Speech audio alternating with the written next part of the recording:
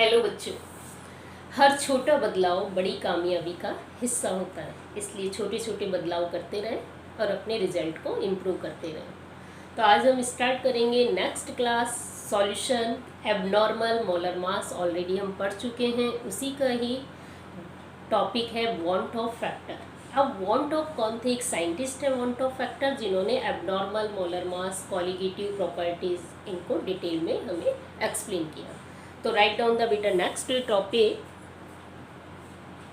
Let's start next topic, want Hoff factor. Want of is the name of the scientist. Scientist का जो नाम था उसको हमें लिखना है। तो right down the name of scientist. Van't Hoff factor.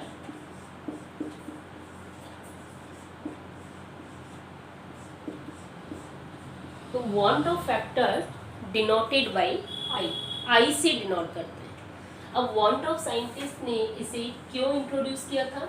जब सॉल्यूट डिसोसिएट होता है, जब सॉल्यूट एसोसिएट होता है, तो colligative properties will be change. तो कॉलिगेटिव प्रॉपर्टीज सॉल्यूट के नेचर पर भी डिपेंड करती है। अभी तक हमने पढ़ा था भाई नंबर ऑफ पार्टिकल्स पर, नंबर ऑफ मॉलिक्यूल्स पर डिपेंड करती है, but colligative properties depend on nature. Nature पर भी वो डिपेंड करती है। अब जो सॉल्यूट है आपका इलेक्ट्रोलाइट भी हो सकता है, नॉन इलेक्ट्रोलाइट भी हो सकता है। कुछ सॉल्यूट ऐसे होते हैं डिसोसिएट होते हैं, कुछ सॉल्यूट एसोसिएट होते हैं, और कुछ सॉलिड ऐसे होते हैं ना तो डिसोसिएशन होता है ना association.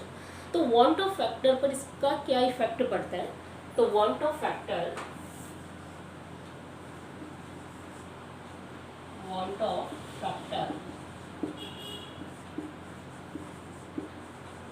I equal to normal molar mass हमने पढ़ा था, ऑब्जर्व मोलर मास हमने पढ़ा था। तो नॉर्मल मोलर मास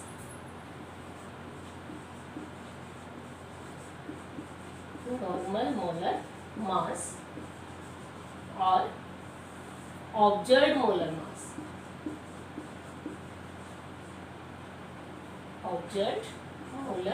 मास ओके। अब ये भी आपको याद होगा, मोलर मास कॉलिगेटिव प्रॉपर्टीज के इनवर्सली प्रोपोर्शनल है। तो कॉलिगेटिव प्रॉपर्टीज के इनवर्सली प्रोपोर्शनल है, तो आई इक्वल टू क्या होगा? ऑब्जर्व कॉलिगेटिव प्रॉपर्टीज, ऑब्जर्व जो हम ऑब्जर्व करते हैं, तो observe colligative properties, elevation in boiling point, depression in freezing point, तो प्रॉपर्टीज। तो observe colligative properties divided by normal colligative properties, normal colligative properties. Clear? तो what is van't Hoff factor? तो van't Hoff factor depend on molar mass, van't Hoff factor explain the colligative properties. और इन्होंने correction किए थे चारों equation में, जो भी हमने कॉलिगेटिव प्रॉपर्टीज की पढ़ी थी सभी में इन्होंने क्या किया था? करेक्शन। अब इनकी कंडीशन क्या थी कि first condition, when solute dissociate. अब सॉलिड डिसोसिएट होगा तो observed molar mass and normal molar mass हमने पढ़ाई था। ऑब्जर्व्ड मोलर मास डिक्रीज हो गया था, तो आई क्या होगा? इंक्रीज होगा। तो नंबर ऑफ पार्टिकल्स इंक्रीज हो गए थे, कॉलिगेटिव प्रॉपर्टीज, आई इंक्रीज होगा। तो when solute dissociate I is greater than 1, तो आई की वैल्यू हमेशा 1 से ज़्यादा होगी। सेकेंड कंडीशन क्या होगी? व्हेन सॉल्यूट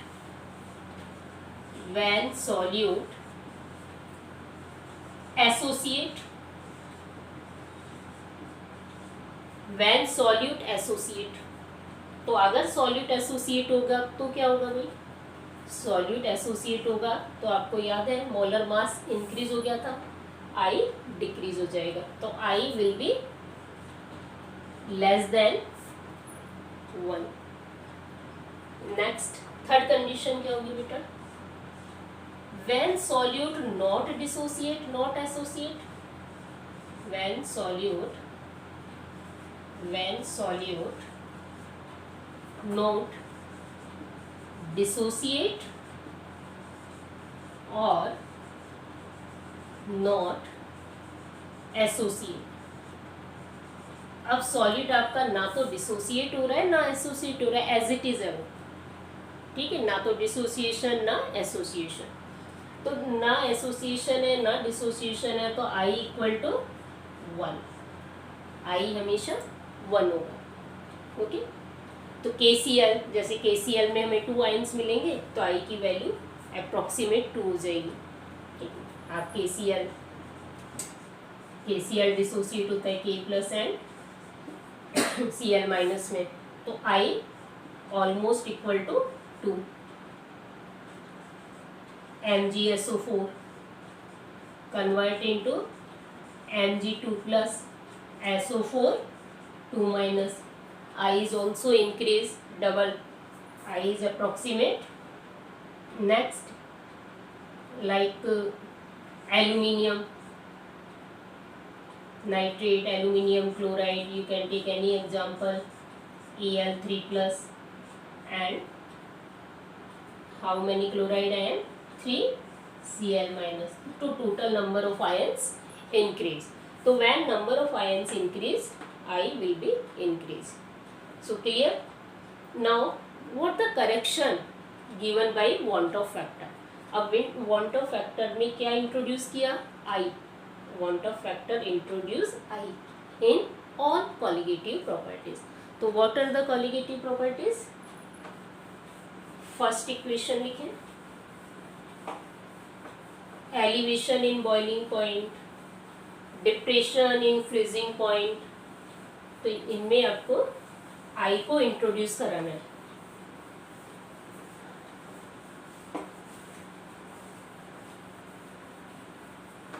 तो right down the first equation. तो वांट ऑफ ने जो मॉडिफिकेशन किए थे कॉलिगेटिव प्रॉपर्टीज पर, वो क्या क्या थे, तो modified equation by van't Hoff factor, तो मॉडिफाइड कॉलिगेटिव, मॉडिफाइड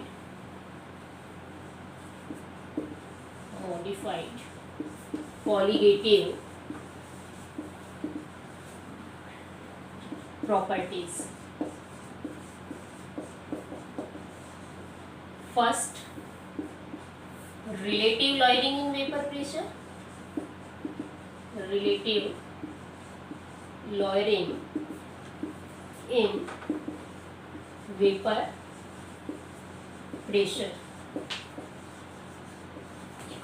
तो क्या किया था उन्होंने मॉडिफिकेशन, तो relative lowering in vapour pressure में फर्स्ट लिखेंगे delta P upon P not equal to I X solute, clear. Second X solute. Next elevation in boiling point, इसे आप एक्स सॉल्यूट को कंप्लीट भी लिख सकते हो, WB upon MB, WA and MA। तो एलिवेशन इन बॉइलिंग पॉइंट, तो इसके लिए इक्वेशन क्या होगी बेटा, delta TB equal to I KB M, M क्या था molality, B cryoscopic constant, I introduce van't Hoff factor. Third depression in freezing point, depression in freezing point. So what is the equation now? Delta TF I KF into M. Clear? Fourth is osmotic pressure. So how to define the osmotic pressure? By equation pi equal to CRT. C is the concentration and introduced by I. So these are the modification in colligative properties done by the want of factor. So clear? So what is the equation? Now it's clear all of you. Thank you. Have a nice day.